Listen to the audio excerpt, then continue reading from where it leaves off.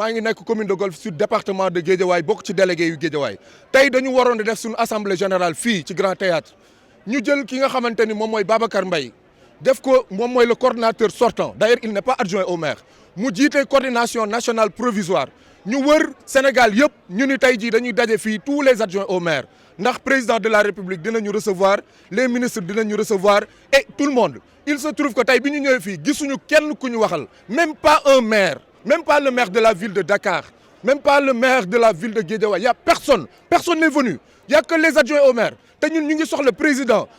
recevoir fi ay mbër président recevoir fi ay bàjjenu gox pourquoi pas tey jii mënul recevoir li nga xamante ne mooy les adjoints au maire ñun ñëw taxaw fii ñuy jóge Bakel ñuy jóge feneen ak feneen ñuy fanaan ñuy jóge Kédougou ñu ñëw tey jii ñu fanaan fii xaar ba sonn gisuñu dara moo tax ñu ne assemblée tey du fi am même bu ñëwee dañu bëggoon a élire benn bureau aussi d'accord on est d'accord mais dañ koy dagg ba keroog ñu gis kan la ñuy waxal ñu doog a élire le bureau loolu moo tax lii mooy situation bi tey. waaw dañoo amoon assemblée générale parce que ñun ay adjoint au maire lañu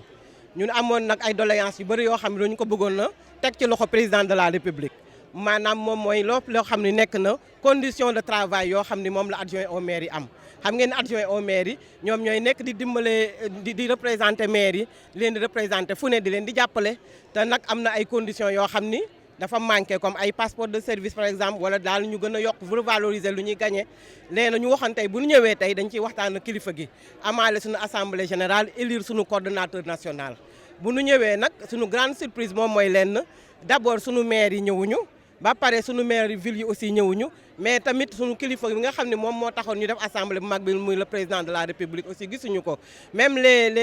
suñu ministère de tutelle aussi ñëwul te loolu nag nekkoon na la boo gisoo ñu doon def assemblée bi c'est pour que lépp lu ñuy wax mu mën a dugg seen bopp parce que ñoom lañ ko mën a wax ñu mën a régler suñu problème waaye nag buñ fi nekkulee du ñu mën a dégg suñu ay problème loolu moom moo tax nag ñu ni puisque nag amuñu interlocuteur bu dëgër nañ génn bu ñu génnee ñoom tamit xëy na bu ñu dégluwee dinañ xam ni que ñun kat am na soxla woon nañ leen gisuñu leen te ñoom la ñuy xaar. waaw président lu ñu koy wax ne moom mooy adjoint au maire yi sonn nañu ñu ngi représenté maire yi fu nekk léegi nag tey si tey ñun tey buñ ko soxlawee daf ñu ko war a gis loolu donc la ñu bëggoon gis ko mu ñëw taxaw sigil ñu sagal ñu loolu rek la ñu bëggoon suñ ko gisulee daf ñuy metti loolu tax ku nekk nag recevoir na leen fa recevoir na ñun ñëpp. fu ne kuréel bu nekk recevoir na leen kon nag kuréel bu toll na collectif des maires des adjoints au maire amul bu ko gën a rëy ñun 2023 lañu waaw 2020 ñëpp ñëw jóge ci ñi jóge ay Ranérou ñi jóge Kanel ñi jóge fu ne fépp foo xalaat si Sénégal fu gën a sore ñoom ñëw nañu ñii def fi ay fan pour rek mën a teewee bés bi buñ ko defulee tamit day metti man maa ngi tudd Youba Sonko je suis le porte-parole des adjoints maires du département de Goudomp vraiment tey lu ñu am fii lu naxar la ñu am fii ndax dañu am benn comité scientifique ci 46 départements yëpp ñu ngi foofu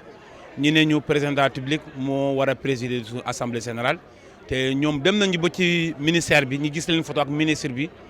vraiment te ñu ñëw fii ministre bi délégué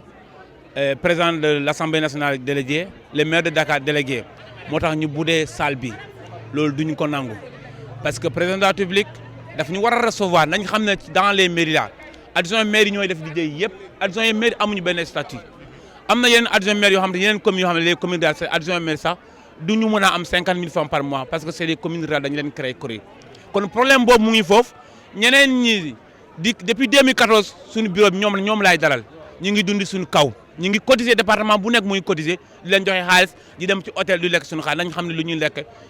baaxul deret lañ nekk di dund lañu wax ñu ne ay mag jom lañ ñu ngi liggéey pour suñu population bi ñooñu tax ñi ñëw ba fii te li fa moo tax ñu budde assemblée générale nañu xam ni 2000 personnes du caaxaan man mi ngay gis depuis 2014 maa ngi benn ba di gagné sama commune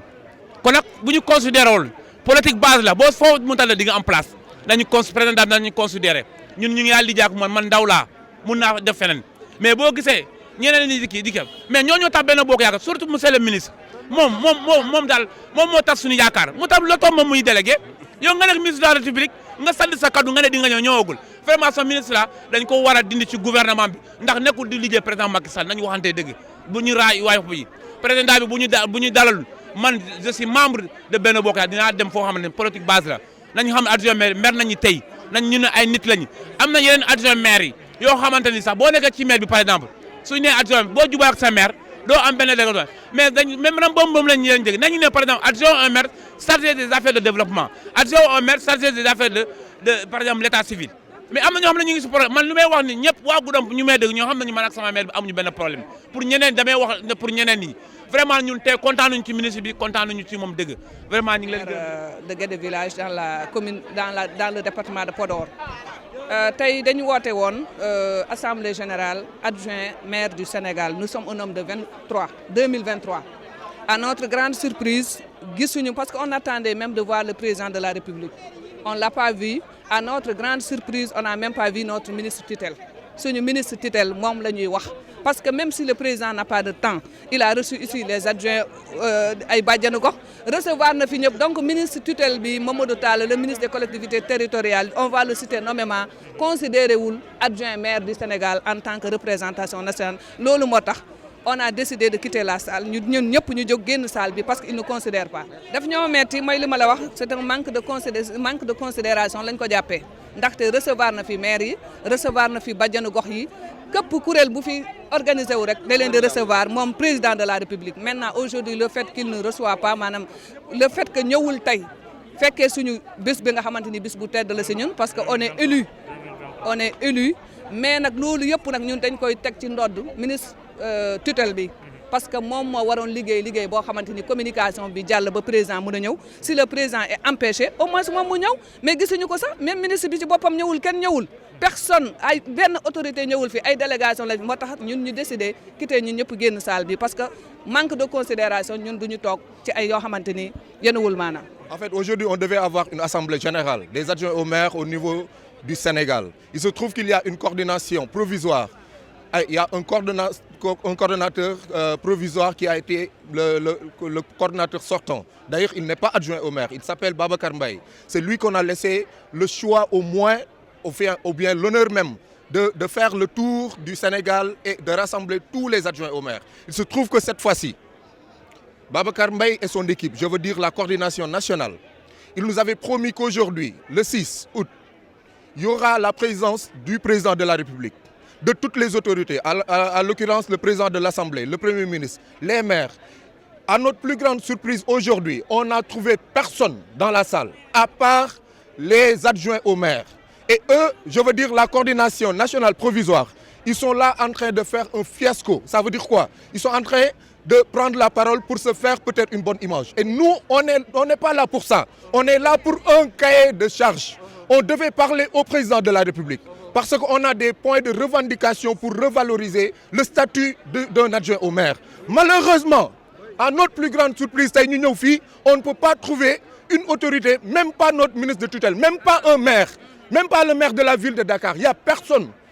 Nous, les adjoints au maire. Donc c'est ce qui a valu, on interrompt pour le moment la séance pour qu'au moins l'autorité, à l'occurrence le président de la République d'abord, et les ministres, surtout notre ministre de tutelle, le président de l'Assemblée nationale, les maires et tout le monde, nous au moins, ensemble, on va essayer de mettre un point à cette situation. C'est ça aujourd'hui, c'est pourquoi on a arrêté l'Assemblée.